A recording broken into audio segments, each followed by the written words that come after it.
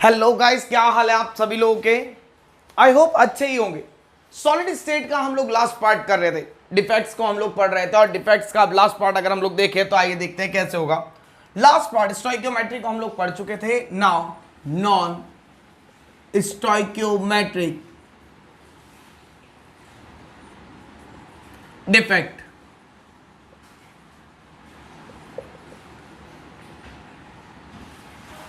Stoichiometric defects क्या थे? वो सभी डिफेक्ट जिनमें डिफेक्ट से पहले और डिफेक्ट के बाद में क्या हो, कैटायन टू एनायन का रेशियो सेम हो। जब स्टोइकियोमेट्री नहीं है तो हम लोग यहां क्या देखेंगे, वो सारे डिफेक्ट जहां डिफेक्ट से पहले और डिफेक्ट के बाद में रेशियो सेम नहीं होता। All those defects which causes the change in the ratio of cation to anion are called as non-stoichiometric defect। वो सारे डिफेक्ट जिनमें आपके डिफेक्ट के कारण क्या हो जाएगा, कैटायन टू एनायन का रेशियो चेंज हो जाएगा। ये ब्रॉडली नॉन स्टोइकियोमेट्रिक डिफेक्ट दो टाइप में क्लासिफाई है। सबसे पहले हम लोग देखते हैं मेटल एक्सेस और दूसरा आता है मेटल डेफिशिएंट। मेटल एक्सेस की अगर हम लोग बात करें तो मेटल एक्सेस फिर दो टाइप से, ड्यू टू एनायन वैकेंसी या फिर कैटायन एडिशन। मेटल डेफिशिएंट फिर दो टाइप से, ड्यू टू कैटायन वैकेंसी या फिर एनायन एडिशन। इनके ऊपर न्यूमेरिकल्स भी बनते हैं। ये पोर्शन ये सब क्या दे चुके हैं, न्यूमेरिकल दे चुके हैं, नंबर ऑफ वर्ड्स पूछ चुके हैं, एग्जाम में आ चुका है। नीट के पॉइंट ऑफ व्यू से भी काफी इंपॉर्टेंट चैप्टर है और 12th के पॉइंट ऑफ व्यू से भी बहुत बहुत बहुत इंपॉर्टेंट टॉपिक है ये। तो हम लोगों को लास्ट टॉपिक को ढंग से पढ़ना है। पूरा चैप्टर आप लोगों ने ढंग से कर लिया। मेरे पूरा चैप्टर की सीरीज मैंने इसके अंदर डाल रखी है आपके, तो आप इसके मेरे सारे वीडियोस देखिए और कोशिश करिए आपसे ज्यादा से ज्यादा सवाल सॉल्व हो। यहां से देखेंगे हम लोग सबसे पहले मेटल एक्सेस डिफेक्ट। क्या होता है metal excess defect?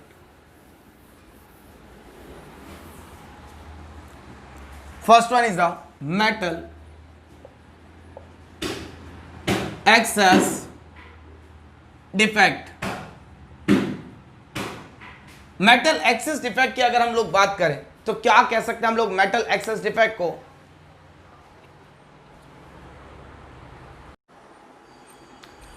Metal excess defect की हम लोग बात कर रहे थे। मेटल एक्सेस डिफेक्ट बात करते हैं मेटल्स की। क्या होते हैं मेटल्स? पहली बात तो मेटल्स को अगर देखें तो मेटल किन्हें कहते हैं? वो सारे एलिमेंट जो कि अपना इलेक्ट्रॉन डोनेट करने की टेंडेंसी रखते हैं, क्या कहलाते हैं? मेटल्स कहलाते हैं। तो मतलब यहां पर इलेक्ट्रॉन डोनेट, अगर कोई भी एलिमेंट है अगर वो इलेक्ट्रॉन डोनेट करके कैटायनिक फॉर्म बनाता है then that element is a metal. तो अगर ये क्या बोल रहा है कि मेटल के नंबर ज्यादा होने चाहिए, मेटल एक्सेस डिफेक्ट मतलब डिफेक्ट होने के कारण मेटल के नंबर क्या हो जाए, इंक्रीज हो जाए। मेटल के नंबर इंक्रीज होने का मतलब कैटायन के नंबर इंक्रीज होना।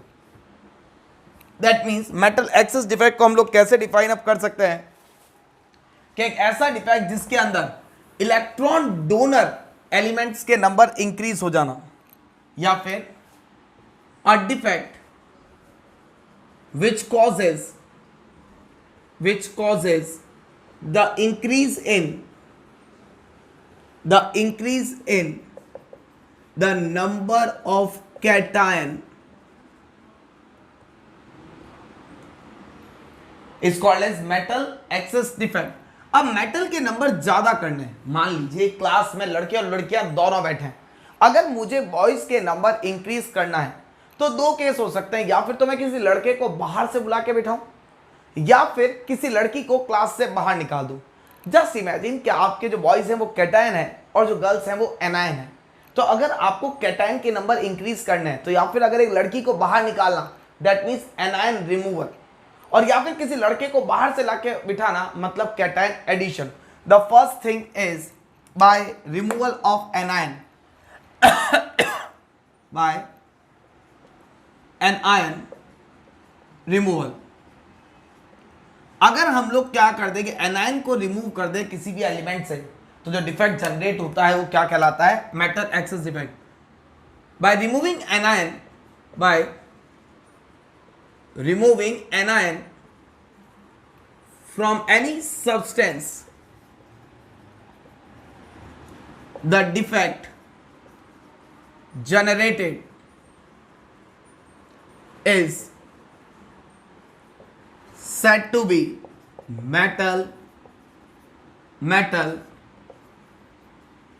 excess defect। आइए देखते हैं कैसे। मेरे पास एक क्रिस्टल स्ट्रक्चर था,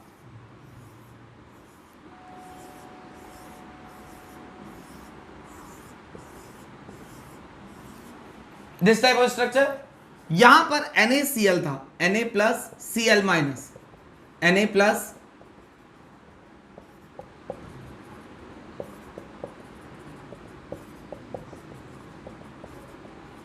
इस टाइप का स्ट्रक्चर था। मैंने यहां से क्या कर दिया? Metal access. तो हमको क्या करना है? एनायन को रिमूव करना है। किसको रिमूव करना है? एनायन को। मान लीजिए मैंने यहां से एक Cl माइनस आयन को रिमूव कर दिया। मैंने क्या कर दिया? Cl माइनस आयन को रिमूव कर दिया। तो जैसे ही मैंने Cl माइनस आयन को रिमूव किया तो मेरे पास डिफेक्ट क्या जनरेट हो गया?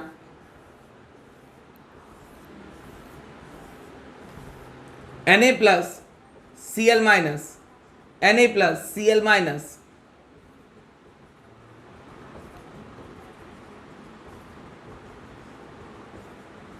This defect is generated. और डिफेक्ट क्या जनरेट हुआ? मान लीजिए एक Cl हटाया तो यहां से ये क्या बन गया? वैकेंसी बन गई यहां बाय एनायन रिमूवल। पहले मेरे Na plus is to Cl minus का जो रेशियो था वो था 6:6 या फिर 1:1। अब मेरे पास Na plus is to Cl minus का जो रेशियो आया वो आया 6:5। Means the ratio of cation to anion is changed. अगर रेशियो चेंज हो गया, अगर रेशियो चेंज हो गया, इसका मतलब ये किस टाइप का डिफेक्ट है? Non stoichiometric defect. ये कैसा डिफेक्ट है? Non stoichiometric. यहां पर अगर बात करें तो इस डिफेक्ट के कारण नंबर ऑफ आयंस क्या हो रहे हैं? डिक्रीज।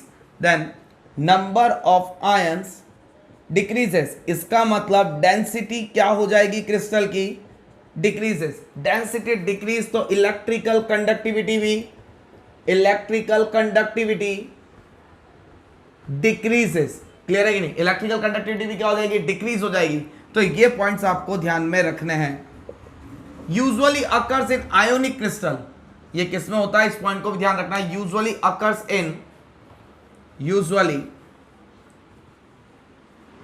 इन आयोनिक क्रिस्टल। तो यहां पर हम लोग क्या कर रहे हैं? Metal excess defect. क्लियर है? तो मेटल को एक्सेस किससे कर दिया हम लोगों ने? सबसे पहले हम लोगों ने यहां से क्या किया? किसी भी एनायन को निकाल दिया। अब इसमें हम लोग दो और पॉइंट पढ़ेंगे। एक आएगा वीज एफ सेंटर, जिसका वर्ड आएगा वो जगह जहां से मेटल के नॉन मेटल के आयन को रिमूव किया जाता है, वहां पर इलेक्ट्रिकल न्यूट्रलिटी बनाने के लिए इलेक्ट्रॉन को प्लेस किया जाता है। The point from anion is removed. ये पॉइंट यहां पर इलेक्ट्रिकल न्यूट्रलिटी बनाने के लिए क्या करते हैं हम लोग? इलेक्ट्रॉन को प्लेस करते हैं, और वह पॉइंट क्या कहलाता है? F centre.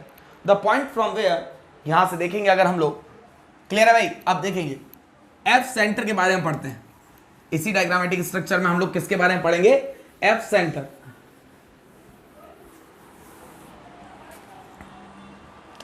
F centre, the point from where anion is removed. So for maintaining electrical neutrality,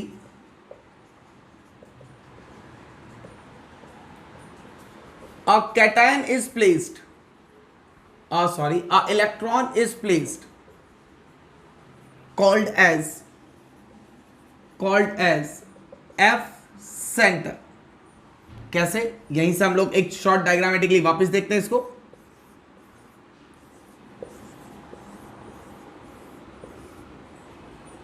Na plus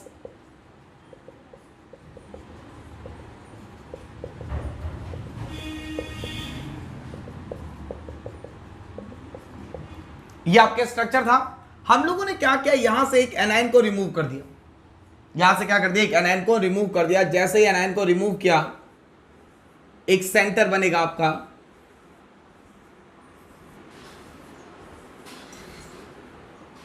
centre कैसे बनेगा आपका, बाकी सब जगह वैसे के वैसे ही Na plus C L minus Na plus C L minus Na plus C L minus Na plus C L minus,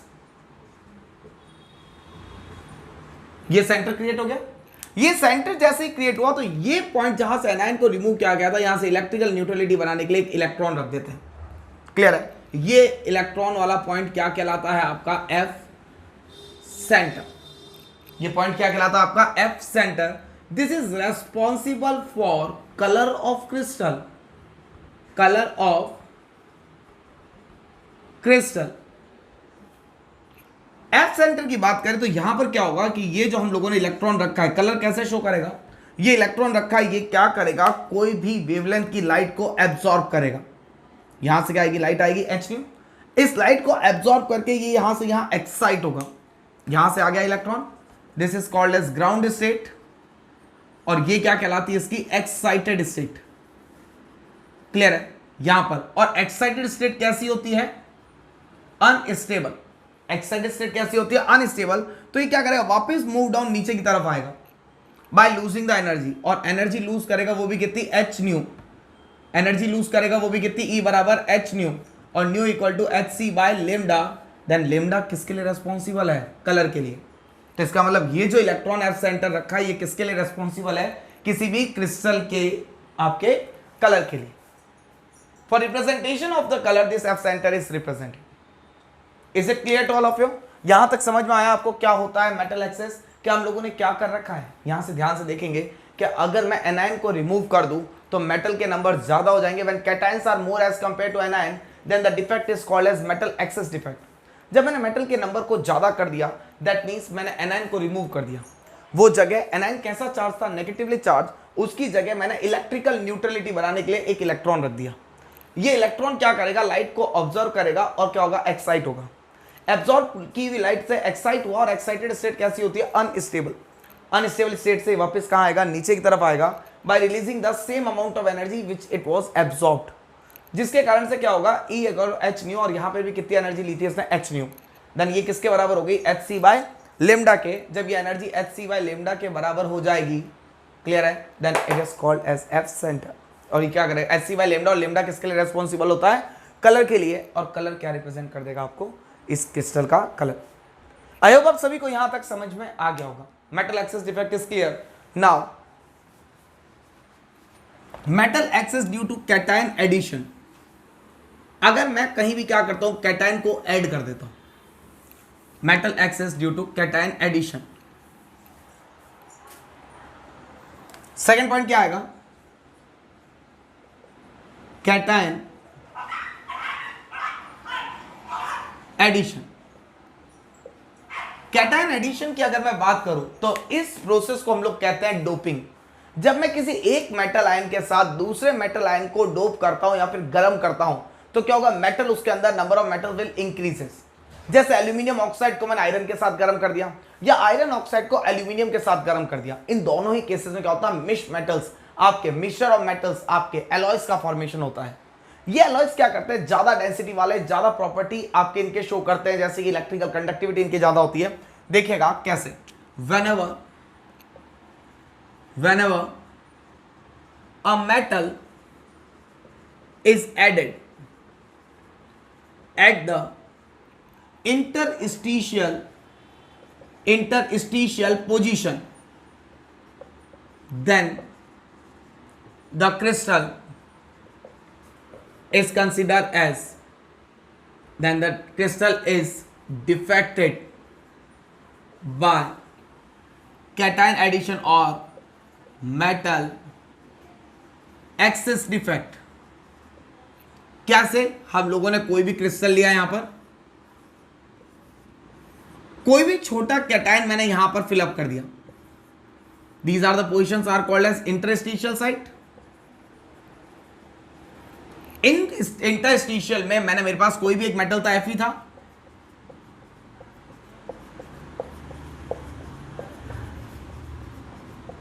और इसके अंदर मैंने क्या कर दिया, कॉपर वगैरह डोप आउट कर दिया।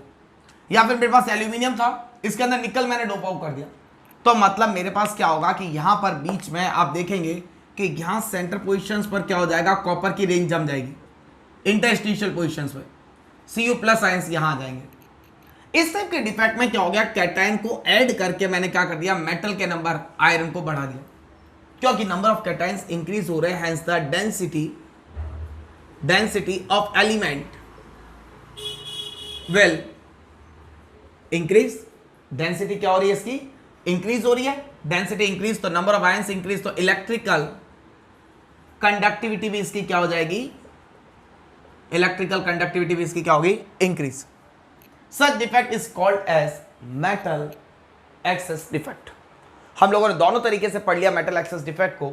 सबसे पहले हम लोगों ने देखा कैटायन को रिमूव करके भी, और दूसरा हम लोगों ने क्या देखा, कैटायन को ऐड करके भी इस टाइप के डिफेक्ट को जनरेट किया जा सकता है।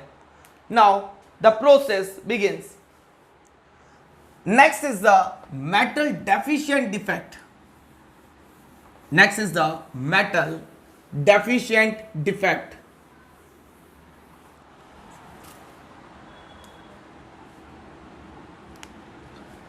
मेटल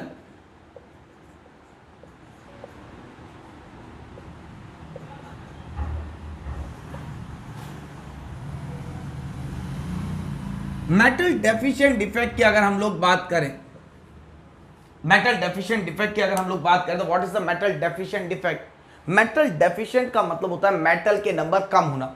आप लोगों ने लास्ट सेशन में देखा कि मेटल का मतलब था कैटायन के number.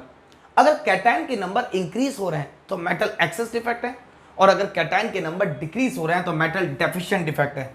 When the number of cations are less as compared to anion, then the defect generated is said to be metal deficient defect। तो जो सिस्टम जनरेट होगा वो क्या कहलाएगा, मेटल डेफिशिएंट डिफेक्ट। अगर यहां से अगर हम लोग बात करें मेटल डेफिशिएंट डिफेक्ट की, तो यहां से देखते हैं कि सबसे पहले बाय कैटायन रिमूवल, सबसे पहला क्या आएगा, कैटायन को रिमूव करके। अगर मैं लोअर चार्ज कैटायन को हायर चार्ज कैटायन से रिप्लेस कर दूं तो जो डिफेक्ट जनरेट होगा वो कैसा डिफेक्ट होगा, metal deficient. If the lower charge cation is replaced by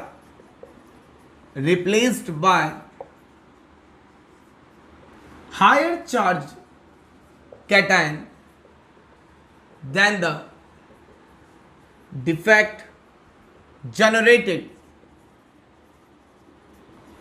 is said to be metal deficient. कैसे? अब देखिए मेरे पास क्या था,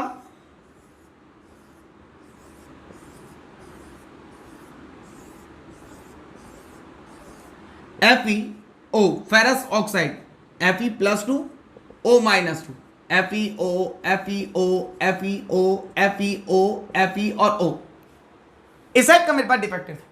अगर मैं क्या करता हूं, यहां से आपको एक चीज पता होगी कि जितना चार्ज कैटायन पे ज्यादा होता है उतना ही छोटा होता है। Fe+3 को ऐड किया, Fe+2 को रिमूव किया। क्लियर है? आपको पता है कि साइज का अगर देखा जाए चार्ट तो Fe+3 छोटा होता है किसके कंपैरिजन में, Fe+2।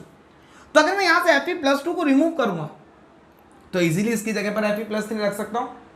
अब देखिए कितने Fe+2 रिमूव होंगे। अगर मैं 3 Fe+2 को रिमूव करता हूं तो कितना चार्ज रिमूव हो गया, +6 चार्ज को मैंने रिमूव किया, तो +6 ऐड भी करना पड़ेगा, तो मैं कितने +2 ही Fe+3 ऐड करने पड़ेंगे। अरे चार्ज तो बैलेंस हो गया ना, -6 यहां से क्या, +6 यहां से क्या, देन यहां से क्या बन गया मेरे पास,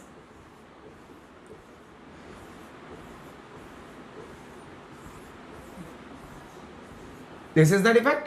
देन यहां से क्या क्या, Fe+2 oxygen, Fe+2 oxygen, Fe+2 oxygen, Fe+2 oxygen. अब मैंने क्या किया, यहां से 3 Fe+2 को रिमूव किया और इसकी जगह मैंने क्या रख दिए, 2 छोटे Fe+3 रख दिए, जिसकी वजह से मेरे पास एक क्या जनरेट हो गई, वॉइड। इन वॉइड्स के नंबर पूछे जाते हैं।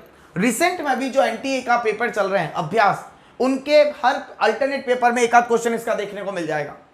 क्लियर है। देन यहां से इसको क्या कहते हैं हम लोग, वी सेंटर या फिर वॉइड सेंटर या फिर vacancy centre.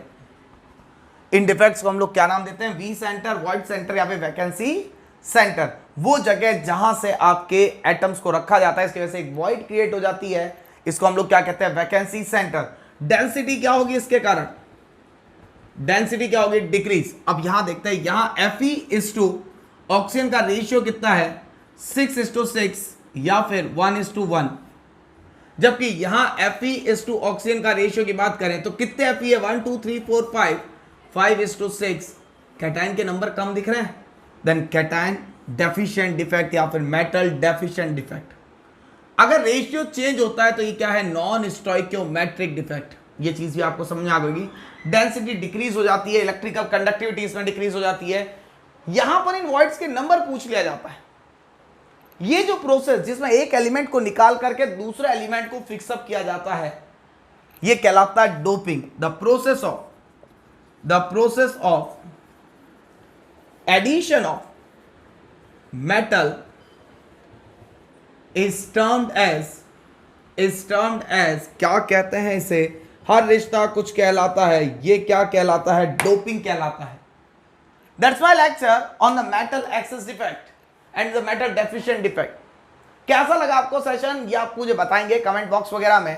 Please please please कोई डाउट्स हो तो पूछिए आप। क्लियर है। Thank you so much to all of you for attending my class. Have a nice day to all of you.